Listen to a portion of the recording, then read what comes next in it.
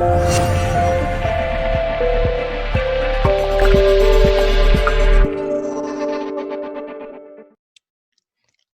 everyone. My name is Mirna, and on behalf of the Mindalia TV team, welcome to Mindalia live streaming, where thousands of people around the world gather daily to see the lectures and interviews organized by Mindalia TV. Today with us, we have Dan Blanchard. Dan is a best-selling and award-winning author, a speaker, and an educator. We are going to be having a great conversation about the education and the changes needed with Clayton Smeltzer. Before starting with them, we want to remind you that Mindalia's mission is to share information that can help raise the level of consciousness in the planet, and you can help us by subscribing to our channel, leaving us a positive comment down this video, or sharing it with someone that you know that can benefit of the content that we're going to be talking here today. Also, while we live stream, we have an active chat. It's the screen you're going to be seeing here on my side, and we invite you to collaborate with us and to interact. We want you to know that you can collaborate with Mindalia with your own valuable content. For that, you can go to our website. On the top, you're going to be finding a link that says Collaborate with Mindalia. That link takes you to a form that you can fill out for our technical team to be getting in contact with you. You can collaborate with Mindalia in English through Mindalia TV English, but you can also do it in Spanish through Mindalia Televisión and Portuguese through Mindalia Televisão. Visit our different channels and platforms. Follow us, like, subscribe. When you do that, you are not only helping us reach as much people in the planet as possible, but you also keep yourself updated with the amazing information that we are sharing there on a daily basis. I'm not going to be delaying this any further, and I have the great pleasure of saying, Dan, welcome to Mindalia. How are you? Wonderful. Thank you, Mirna. I'm so happy to be here tonight and so happy to share my friend Clay with the Mindalia fans. And I can't wait to what we're going to talk about in education. Me and Clay are fellow educators, and we've got a lot to say in education. But before I introduce Clay to the wonderful Mindalia fan base out there, I just want to share a little something why I'm so excited about having my buddy Clay here tonight. Some people out there, they may realize that I just got back from Washington, D.C., speaking at the American Federation of Teachers National Conference out to the teachers and, the nation's teachers. And believe it or not, my subject was how to become more successful with difficult students. Now, you wouldn't think that that would be needed, right? However, it is. Students are more difficult today than they've ever been. And not only are teachers and educators getting squeezed from that side, but they're getting squeezed from the administrator side, government side, community side, the parent side, all these policies that no longer make sense. Times have changed. Educational policy has to change. And I know that. Mirna, you know that. Yes. Clay knows that. But not everybody out there knows that. So I'm very excited to have my buddy Clay with us tonight, so that we could talk about that. And I know Clay is going to ignite, a national discussion on this topic. So let me tell the Mindalia fan base who Clay is. Besides, Let me interrupt you really quick. Do us a favor and get yourselves a little bit towards the back. Yeah. We're using a new camera, and we have a big guns today. Tell me about Clayton. All right, so Clayton. All right, here we go. So Clayton is a fellow educator like myself, and he teaches the 7th grade, middle school. For any of you people that haven't taught middle school out there, let me tell you, it's not easy. That's a tough job. As a matter of fact, I'm even considering at some point doing a TED Talk on that toughness of the teacher, because people think it's easy. It's not. Clay will share that with you, that it's not easy. He's got a very, very tough job. He was feeling burnout, and he was maybe considering throwing in the towel. Glad he didn't, because he's a great educator. He went into authoring and speaking, became like an Instagrammer. He's done tons of podcasts. He's been looking for his purpose, and he's finding it. And he's helping other people find his purpose, and he's breathed life back into himself and back into his educational career. And he's ready to do it for our nation's teachers. Well, so I'm really looking forward to this guy.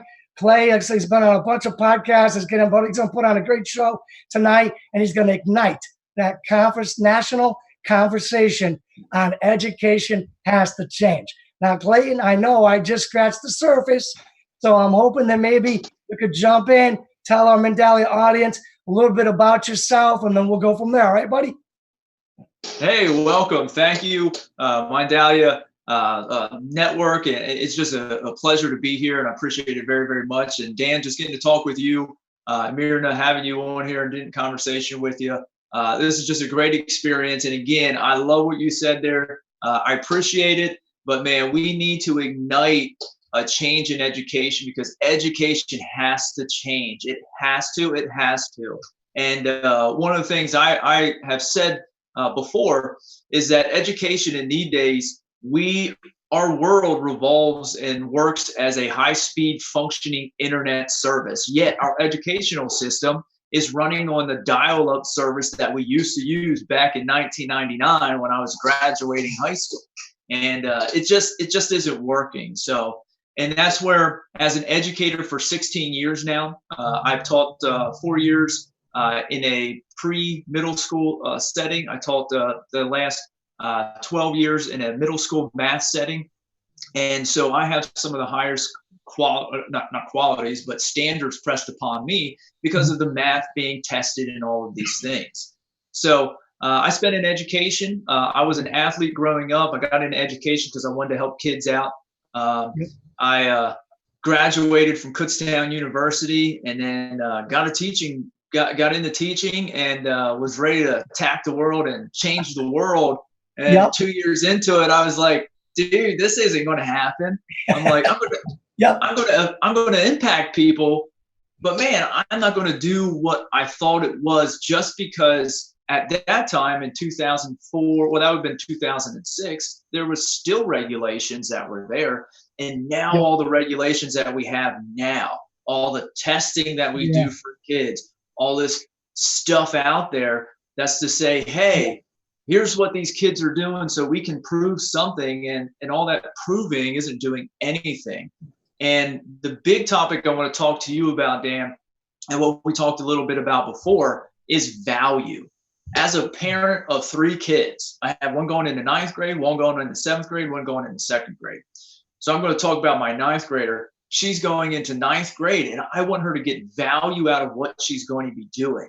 The problem is she's going to be shoved a whole bunch of information in 4 years, said, hey, because you're good at math, you're going to have to take calculus. We want you to, or sorry, not have to, but we're going to recommend that you take calculus in 12th grade. Well, for what? Like, what value is that going to bring her with what she's going to do with the rest of her life? It's not. So if I could jump in real quickly, don't mind jumping in. Go ahead. Go ahead. We've gone down very similar roads. I jumped in education after being an athlete, successful athlete. I learned how to work hard, developed all these success habits, and I was going to bring them to the classroom. And I've been coaching at that time. So, and I, had success as a coach, and I was going to bring that to the classroom. I was going to get my kids motivated. I was going to push them hard. I was going to get them to have success they never had before. And then I just found myself banging my head against a wall over and over and over and over, to the point where I felt like leaving education. I saw a lot of people leaving education. I feel like that you felt the same way. I'm sure you've seen a lot of people leave education. And at some point I was like, I need to do something different.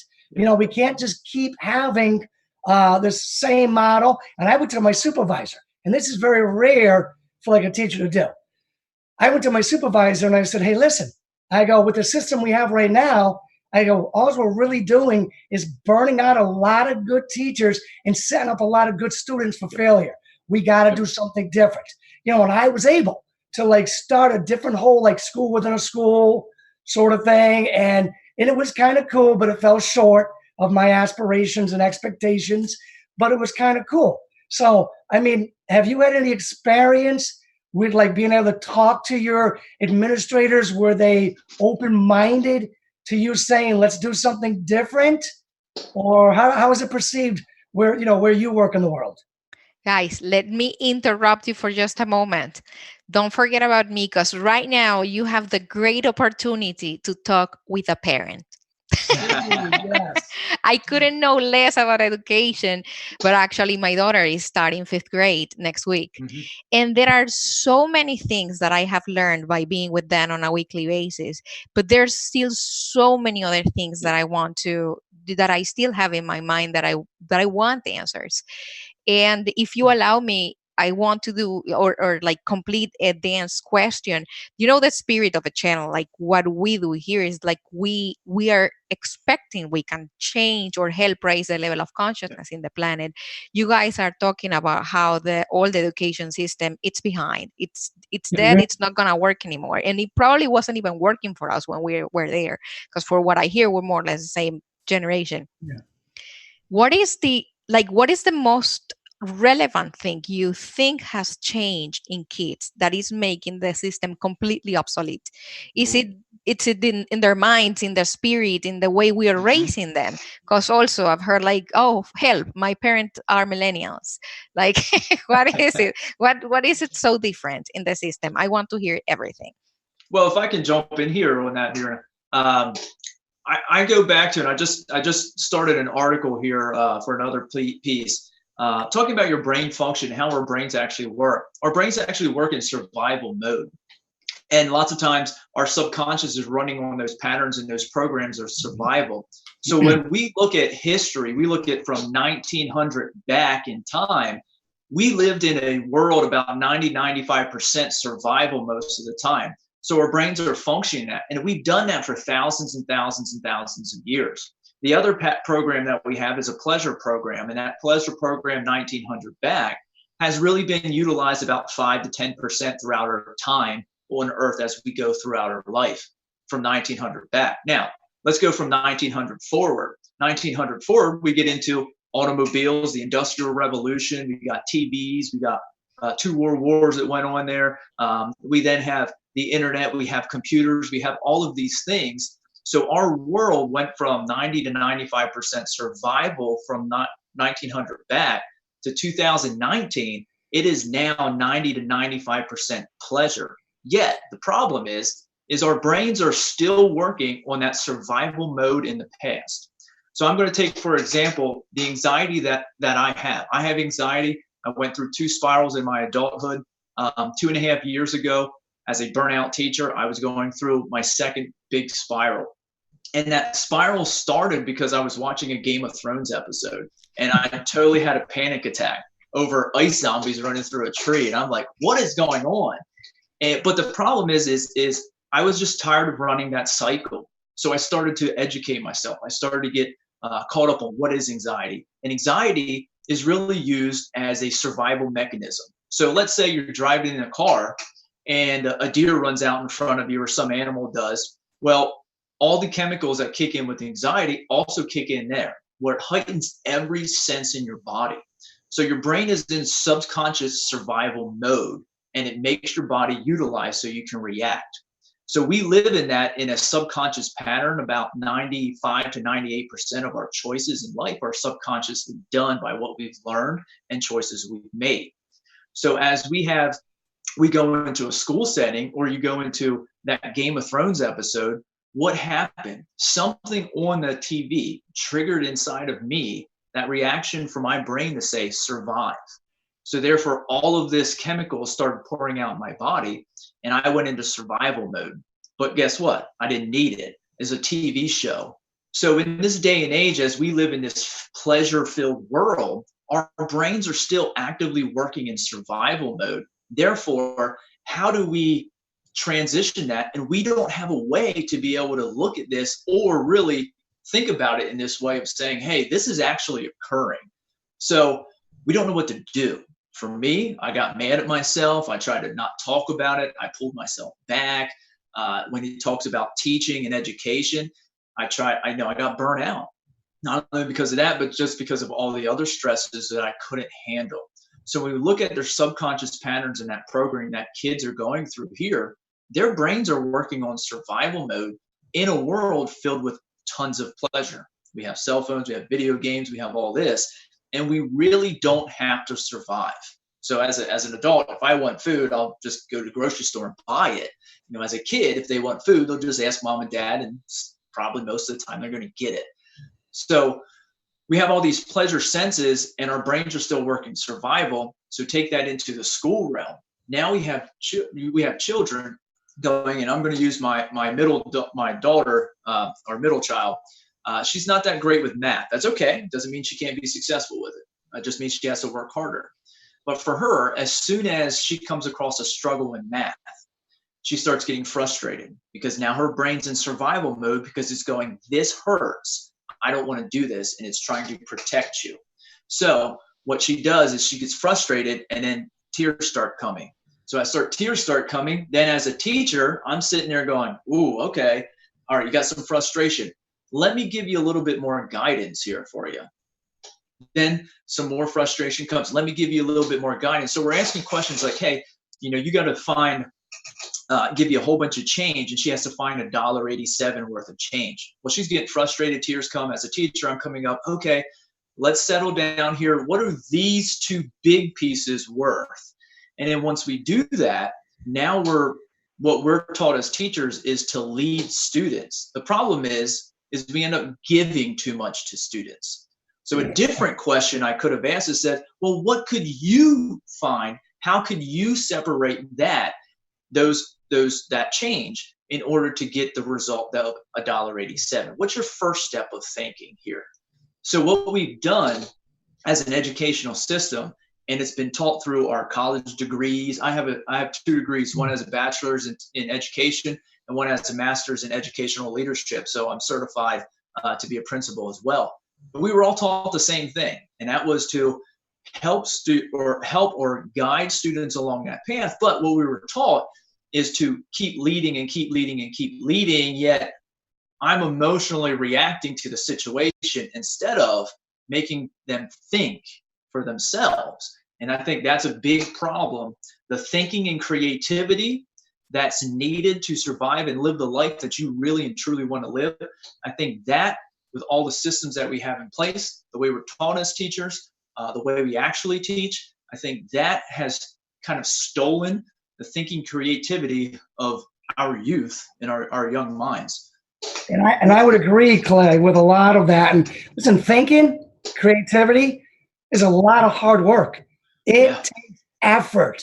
And that's something that's not really happening today because the schools are spoon feeding the kids. We get kids that don't even show up with a pencil. We give them a pencil, and guess what? We'll give them a pencil again tomorrow, and the next day, and the next day, and the next day. And the next day, we'll give them a pencil, we'll give them the paper, and we'll eventually spoon feed them so much, we'll give them the answer. We'll do the thinking for them. We'll do the effort for them. An educator many years ago wrote that book, Never Work Harder Than Your Students. I've never seen that. I've never seen a teacher that doesn't work harder than their students.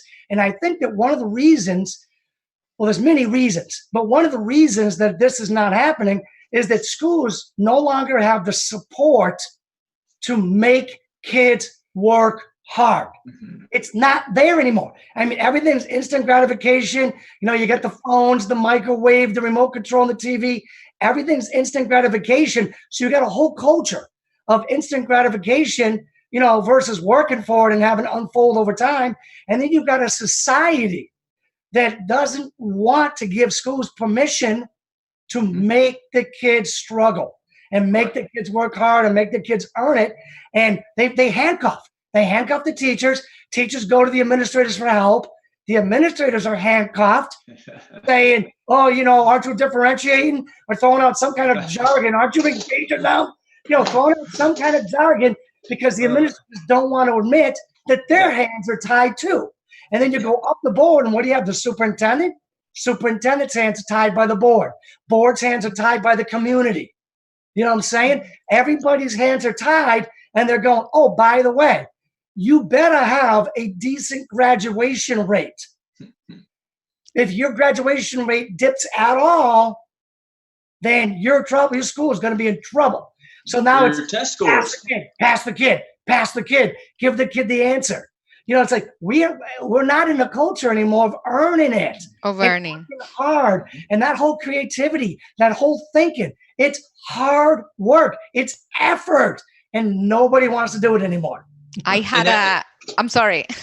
No. That's where it comes back to the pleasure piece. We live in that world of pleasure and instant gratification. We can cook our food, like you said, the microwave mentality is that we can get this right away, or somebody's going to give it to me. If I make you, and we also live in an emotional, I don't want to say unstable, but it kind of really is an emotional, unstable society where emotional control is really kind of a currency right now that's saying, hey, if I make you feel bad, you're going to do this for me. If I make you feel bad, you're going to get. I actually had this discussion last year with my students and said, hey, what happened in the past? And one student actually said, he's like, hey, I built a relationship well enough with them to sit here that he said, hey, Mr. Smeltzer, if I made my teacher feel bad last year, they're just going to tell me what the answer was. And I'm like, for real? That's what you did? He goes, oh yeah, I use it all the time. Like if I was struggling or I didn't want to feel like doing this or that, he's like, I just made him feel bad. Like I was really frustrated, having a hard time with this. And then he just gave it to me. So we live in an emotionally filled world, and that's that pleasure piece. But our brain, again, is still working on survival. So I don't want to feel, and this goes to a parent thing too, is I don't want my kids to hurt, but you need to let them hurt. You need to let them go through struggle. And we don't do that. It's the same mentality as I went through my master's degree in educational leadership. That's what they taught. Hey, if a parent's saying this, then just do it. And I'm like, what? Like I have the degree. Education is the only job out there, the only system out there that allows everyone else to dictate what we do when we have the degrees and the experience to do it. And I think it's totally absurd that occurs. Yeah, you wouldn't tell a doctor what to do, right, Mirna? Yeah, that it reminds me what you're saying, that I had a professor in the university, and we had the pleasure of studying the whole class with his own book that he wrote. And the very first page said that a teacher that doesn't take or put pressure on his students is the worst insult he could give to the students' intelligence and potential. So he was the hardest, but he always said, like, you're gonna thank me later. Do you ever had time? Me as a parent, my question, I'm very strict with my daughter, and I'm like, you know what, your heart is gonna be broken and we're gonna put it together again, but go ahead and do whatever you need to do. Do you ever get to speak, with the parents of the children that you teach? And how do you think, are they willing to let their kids hurt? Because it's part of life, or do you see them like what's more or less like the statistics? Are parents the way we are? Because Dan and I are very similar in this situation. Like we are gonna let them scrape their knees if they have to. Oh yeah. Or do you see them overprotectives and not wanting them to go through the process? I think the society that we have, they don't want their kids to hurt. Like I don't want my kids to hurt, but I know enough that who I am and why I am the way I am is because of the things that I went through. No growth can occur without having resistance to it. So it's kind of like the rubber band method. The rubber band doesn't work unless it's stretched out and around something. So when you look at that and you explain to a parent what you're doing, because I'm tough on my students. I really am. And my expectation is very high. I expect that, and I don't want anything less. And then we also talk about my biggest goals in my classroom. I'm going to grow you in math, but I'm going to grow you in life. And grow you in life is more important to me than growing you in math. So I say that to the students. We talk about it. We talk about that with the parents. So once they understand the reasoning behind what you're doing in the classroom, I think there's better conversations with there. But I think at large, overall, our society really kind of, I don't want to say necessarily looks down on teachers, but thinks less of teachers. So they come in with a preconceived notion of what a teacher is supposed to do. And their conceived notion is that a teacher is supposed to make my kid learn. Problem is, I can't make your kid learn. Like that is not my job. My job isn't to tell you everything to do. My job is to provide an environment for you to be able to learn as a student.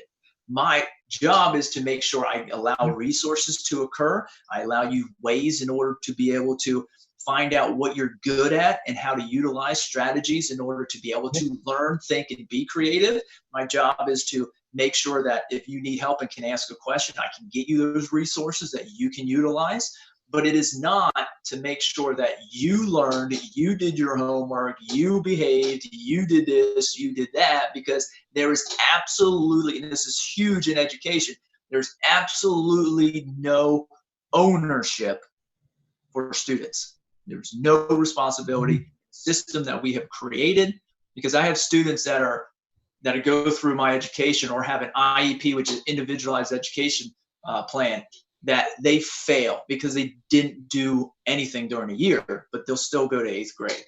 Why? Because we have this in or that in, or we have protections for students not to feel emotionally hurt, strained, or in other words, where they have to struggle, and they're going to, and we're not teaching them. So our end goal, and so what's the purpose of education? To shove a whole bunch of information into students' brains and cross our fingers that they get it? Or is our purpose to be able to educate students in a way that helps them create strategies that they can use throughout their life to earn and live, to own themselves, to love their story, and to live with purpose so they can live a life they want and deserve to live?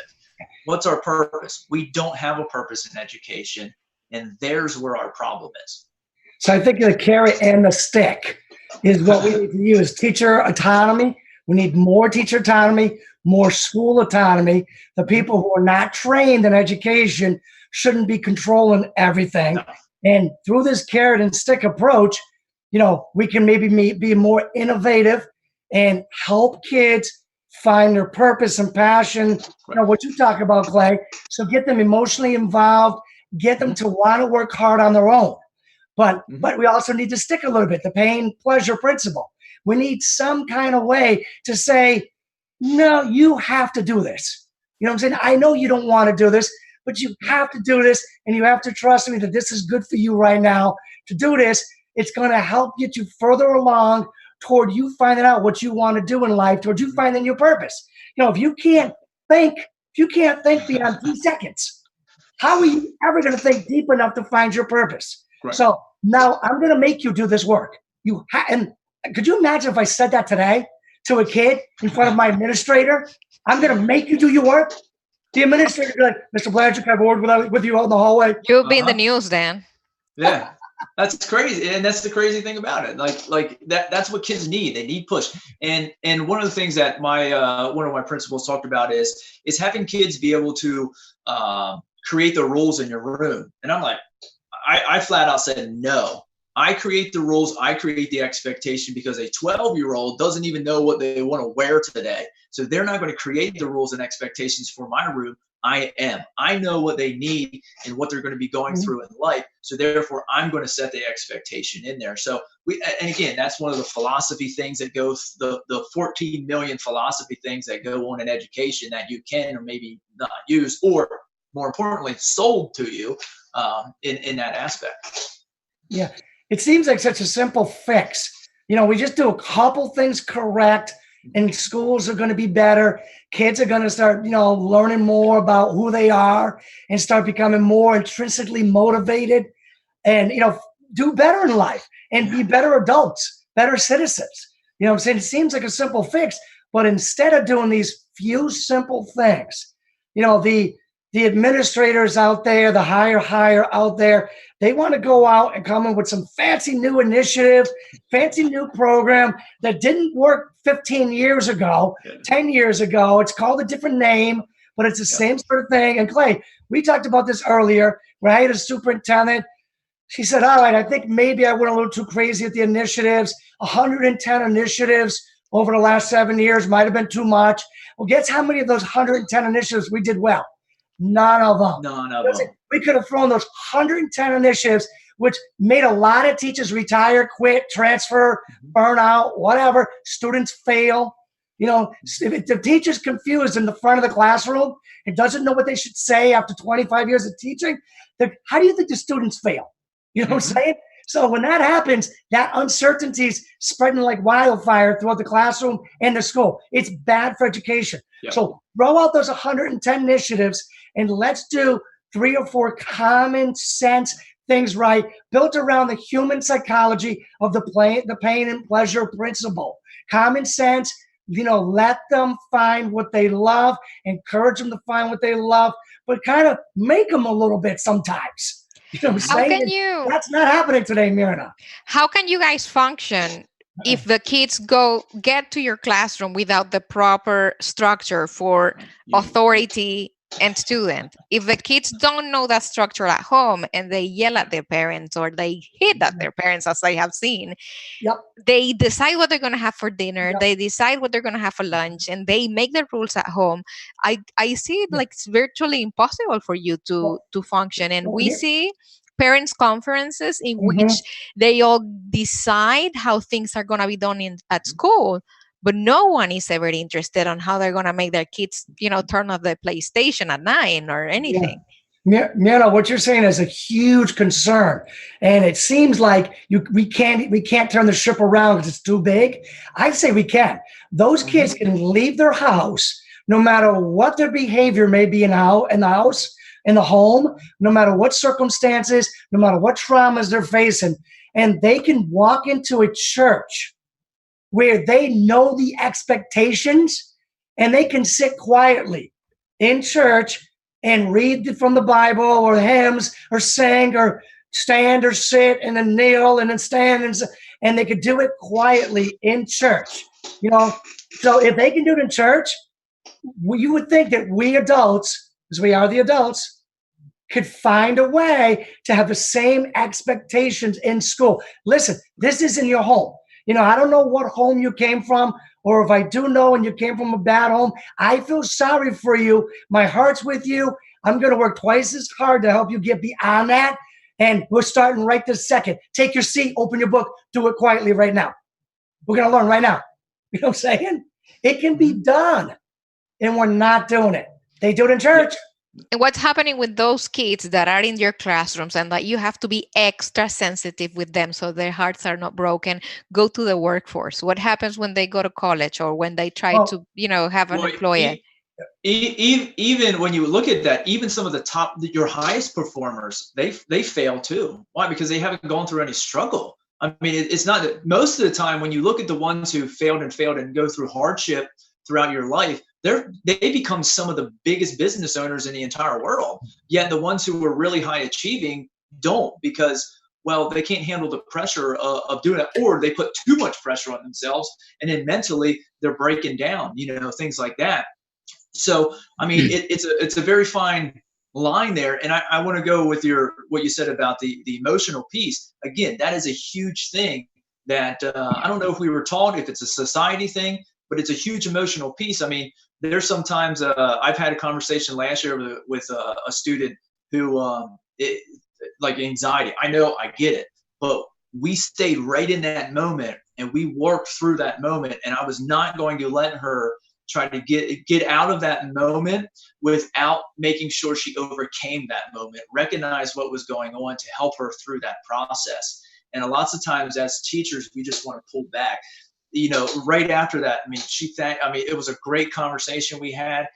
We took the time to do that now, but it's being in that moment of vulnerability and being able to, I think the new currency is relationships. It's building the relationship with the students. And here's a John Maxwell quote for you. People don't care what you know until they know that you care. And if you're a teacher in a room, if you're an administrator in a room, if you're an educator, if you're a superintendent or whatever, it doesn't really matter. If people don't think that you care about them, they do not care what you know whatsoever. And they're not going to listen to you. So we have teachers like me. When I was a burnout teacher, kids didn't care what I had to say. Why? Because I didn't really care about being there. You know what I mean? But now that I have purpose, now that we go in, now that we have discussions, now that we take time out of, hey, we're not going to do math right now. We're going to talk about life. Let's get this let's get this conversation going. Let's do this. When you build a relationship with students or parents or administrators or whatever it is, it doesn't matter. When you build that relationship with other people, now you can have serious conversations that create people who own themselves, who look at their story and love their story, and who now can have the opportunity to find a purpose and live through that purpose for the rest of their life. When we don't do that and we coddle and cuddle and do all these other things, then then we're not setting them up to be able to be strong enough to do the hardest thing on earth, is look in the mirror, tell yourself you love you, mean it, own it, and then own all of you. Because it took me 30 some years to own every single piece of me, especially my anxiety, which I hated. But I know I know that if we can do this younger for kids, and we can change this educational cycle that just isn't working, we can create people. And when I think about like strong America, I think back to like World War II, when you had 18, 17-year-olds walking on to D-Day, and they're coming up the shores. I mean, we had guys and men and women that did that then. We can get back to that as long as we build that and are an example of it. Yeah. I think we kind of looping back to one of the first ideas that we started talking about, that you were saying, Clayton, about our brain that has evolved for thousands of years, for from a survival mode to now not needing to solve absolutely everything, or our needs, shelter, food is taken care of. I think we were also talking a couple of weeks ago with Dan about how the suicidal rate in the developed countries, where people don't have anything to worry about, is way higher than underdeveloped countries, for example, like mine, where people are actually struggling for their lives and you still need to survive a bullet or something.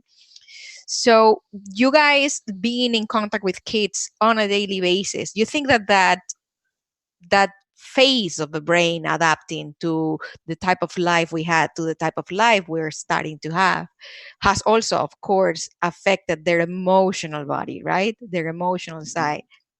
And that is what you guys are trying to, that's the niche where you guys are trying to get to, right? Well, I think that's what we're combating, is that we don't know how to deal with that. We don't know how to deal, and I don't think anybody knows. I mean, even professionals, we're looking and starting to have those conversations, about evolutionary biology and all these other different brain functions and things like that. We're starting to have those conversations, and people are actually going, well, maybe we should actually think about this, because this makes sense.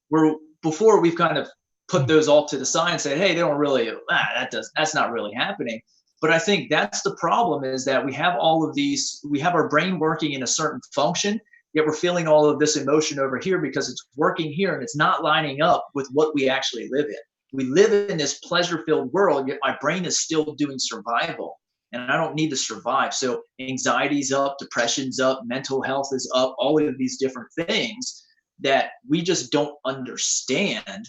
Or, we go down another route. We try to understand it or put it off on medication or whatever else it is. But how can we utilize it? How can we deal with it? People like you that are out there on a daily basis, trial and error, and putting your own emotional field very vulnerable, because I can only imagine what you guys go through. Yeah, I mean, 8 hours a day. Oh, yeah. And for me, like the anxiety, like I can help kids go through that because I've been there, I've done that, like, and things still occur, but yet there's strategies in place that I utilize that help me be able to continue to move forward. And also understanding that anxiety at most of the time is an awesome, valuable asset to me. And most people that deal with anxiety are like, oh, I hate this, like I did. But I'm like, man, when I was on the baseball field and it was 2 outs and I needed to, and that run needed to be scored, put me at the plate, because that's when I'm ready to go. It's the same chemicals that release. It's the same things that release. And now everything is heightened. I'm going to take that pitch. I'm going to put it to the right side. I'm going to score a run, game over. Let's go home. So there's where we need to utilize and start thinking about all of these things, not back off and say, well, I don't want you to feel this, is push into it and say, I need to feel this. For people who are dealing with anxiety, you have to, or depression, you have to go into it. You have to get in there and feel that emotion and understand what it is, where it's from, and how can it be beneficial to me? And lots of time in education, we're trained, pull back, don't let the kid cry, don't let the kid, and stuff like this, where we need to step into that and be a strong person for that student to say, oh, okay, I can overcome this. I don't have to get anxious every time I take a test. When PSSA testing, which is our state testing, comes along, I don't have to freak out. I can just go do what I do and get it done and get the job done. Yeah. And I think, Clay, that comes down to a two-prong approach. What you were saying earlier, I love, we'll cut from the same cloth, about the relationships, that's huge. That's like number one, is the relationship, especially when we don't have the backing and the support then, you know, you have, what else do you have? Right? So relationships is so important. And that's got to be number one. But number two, and it should be a close number two, it shouldn't be as distant as it is today. Number two is we should be able to like look them in the eyes, and we should be able to say, listen, you know I care for you, you know I love you, you know I get your best interest in the heart. Here's the deal. You need to step up to that plate right now, and you need to do this right now. And guess what? If they respect us, if people see the teachers' professions as respectful, that will carry more weight for when we say, you need to just trust me and just do this right now. You know I got your back. You know I care about you, but you got to step up. Do it right now. You know what I'm saying? And we kind of can't do that. The only thing we got in our corner is build a relationship. Build a relationship. Because heaven forbid if you use a stern voice. With, you know what I'm saying? You can't use a stern voice. You're not allowed to.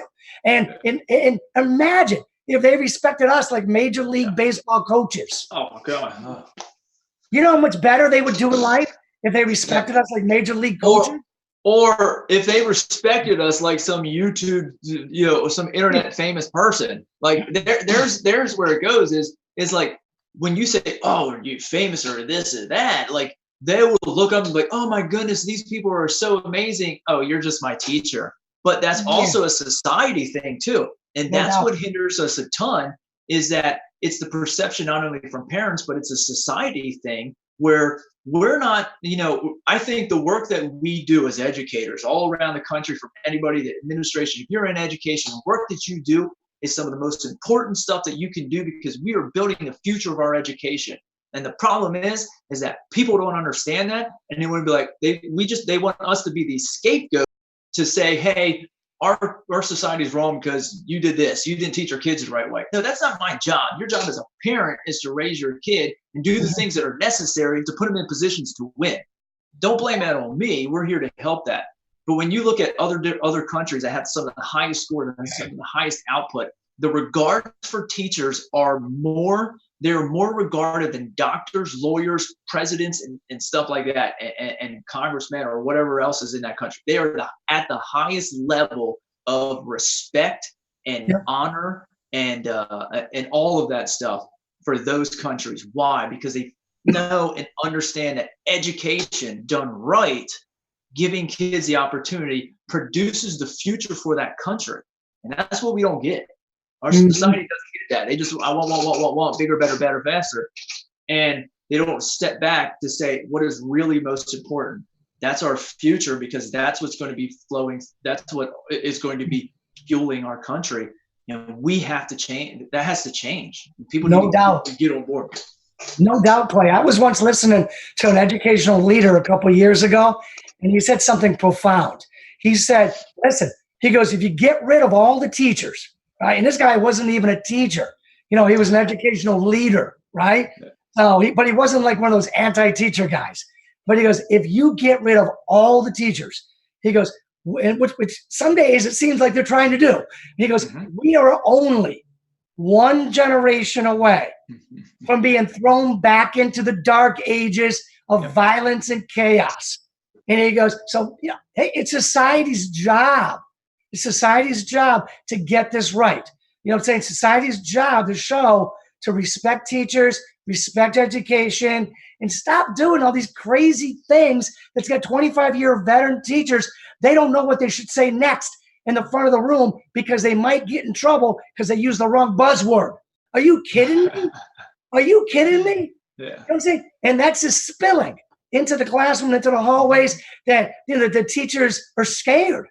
The teachers are scared. They don't even know what they should be teaching because some crazy people and with some crazy policies, now all of a sudden has made what they've been doing wrong.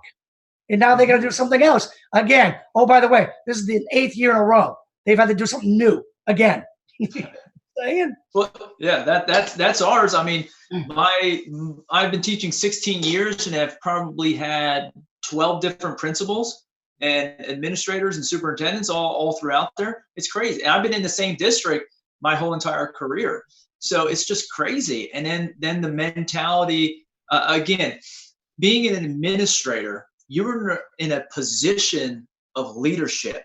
Doesn't mean you're a leader.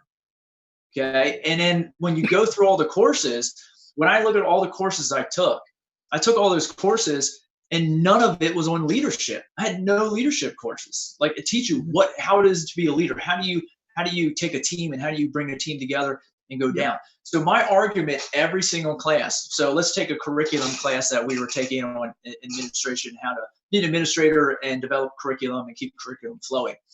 My biggest fight or I would say argument, each professor has sat there and said, I can know everything I want to know about curriculum. I could do all that. I could be the greatest curriculum master in the world. But if they don't think I care about them, they don't care how much I know about curriculum. It doesn't matter. As an administrator, your business is to relate to people. And if you cannot relate to people, you need to leave being an administrator. If you're a teacher and can't relate to people, you need to stop being a teacher. If you're a teacher who's there to collect a paycheck, stop being a teacher. You are literally messing with thousands and thousands of kids your whole entire life. You know what I mean? Throughout their life, like you're staying in education. Get out. If you don't like kids, don't be a teacher. You know, and it's all of these different things that come into play. But I like what you said, Dan. Like, we have so many good teachers, awesome people that are getting so burnt out from all of the regulations that we put in, all of this testing. I mean, kids are done with testing. I'm done with testing, especially, you know, it doesn't matter. What are we here for? To test a kid, to give them a number to say, hey, here's where our state's at? Or are we really here to have that student be the best version of them, find out what their gift is, and help them put them out into the real world, that they're going to go earn the life that they wanted to, because earning is a big thing. They're going to own themselves. They're going to love their story. They're going to live with purpose and be a contributor to society at large and do awesome things with their life. Or are they going to go out? Are we going to shove a whole bunch of information in? And if you talk to businesses, probably in your area, in Florida and Connecticut, and here in York, talk to business owners, what's the biggest problem with people coming out of high school? Well, they don't want to work. Yeah. Or they show up to work and be like, no, wait, I had to work all day. Like, I can't just play on my phone. And they're like, no, like, you have a job. Or, hey, I need this figured out. Here's a problem that we have. Can you help us solve this problem? I don't know. Can you just tell me what to do? No, that's what we hired you for.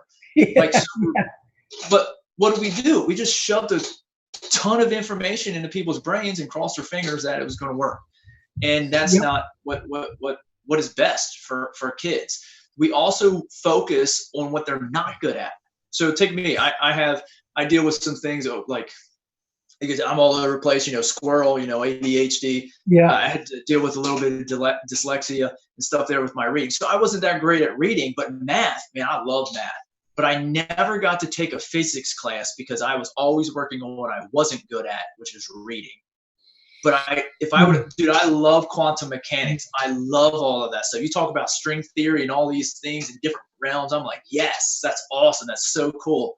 But I never had the opportunity because I was always working on what I wasn't good at instead of what I was good at, figuring out what I was good at so I could take my gift and an opportunity and expand it. And we don't do that. You know, speaking what you were saying before, just because you're an administrator doesn't mean you're a leader. You know, most of them are managers, because good leaders would know that you develop your strengths and you manage your weaknesses. You know what I'm saying? And if you do that, you're going to go jump leap years ahead. But here's the thing. Like you said, Clay, this is a people business. And if you don't like people, you shouldn't be in it. You know, it's a science, it's an art. You know what I'm saying? And yet they're pushing the science of it over the art. We're losing the art of it for the data decision making, crunching, and they're pushing all the little data crunchers are the ones that are being promoted into administration. And holy cow, so the science is winning. The people persons aren't there. And think about this. Go take a scientist and put him in a science class of high school kids and tell them to teach. That class will blow up. It won't work. And so the same sort of thing is Uh, going on in the upper administration yeah. levels of our school systems. You don't got people there, people there. You got data crunchers there. You got all the scientists, per se, let's say, that are in the administration, the one that always crunching numbers, and they're terrible with people. They're managers. You know what I'm saying? They're not leaders. And those are the people that are leading our schools, our school system. And that has to change. Yeah. That has to change. And when you say your leadership program, I did the same sort of leadership program you did. They didn't even talk about leadership. It was like all management stuff, Manage it. curriculum Managing. stuff. It was all the science of like teaching, the science of management. There wasn't any real leadership in those Gentlemen, programs. I am amazingly thankful for being able to have you today. As a parent, again, I completely admire the capability that you guys have to keep our children for at least 6 or 7 hours a day. I truly admire you. Before we wrap this up, I want to ask you first, Clayton, where can our audience find you? They can find me on Facebook, Clay Smeltzer. They can find me on Instagram, Clay_Smeltzer. And then I also run a group called Building the Modern Man on Facebook. It helps men, men and women, and anybody who builds the modern man, help that. I'm also going to be launching here very shortly Purpose Infused Coaching, which is going to be a coaching business that I'm going to run dealing with schools, administrators, educators, on helping them find purpose and infusing that into everything that they do inside the classroom, and just trying to create that culture like we've been talking about. And I'm also, the second tier on that is being able to develop men who are in a spot in life who are sitting here going, man, this isn't what life was supposed to be. So that's why I want to help them too in the professional world and with themselves as well. You can also find me on LinkedIn on Clay Smeltzer. And then I have my book, his story, A Story of Growth, Change, and Learning. That's on Amazon. You can look up my name or that title as well. And our dear Dan Blanchard, where can our audience find you? Man, they can find me all over. DanBlanchard.net, granddaddy6.com, all the social medias. You'll find me on. Check me out on Amazon. And of course, Mindalia TV. Thank you again, gentlemen, for allowing the Mindalia TV cameras being a channel for your ideas. We truly value what you have done today, your time and your knowledge. And to our audience, of course, thank you for being with us. Like every day, remember liking, subscribing, going to our other platforms, and also liking our Mindalia Televisao channel and Mindalia TV, Mindalia Televisión.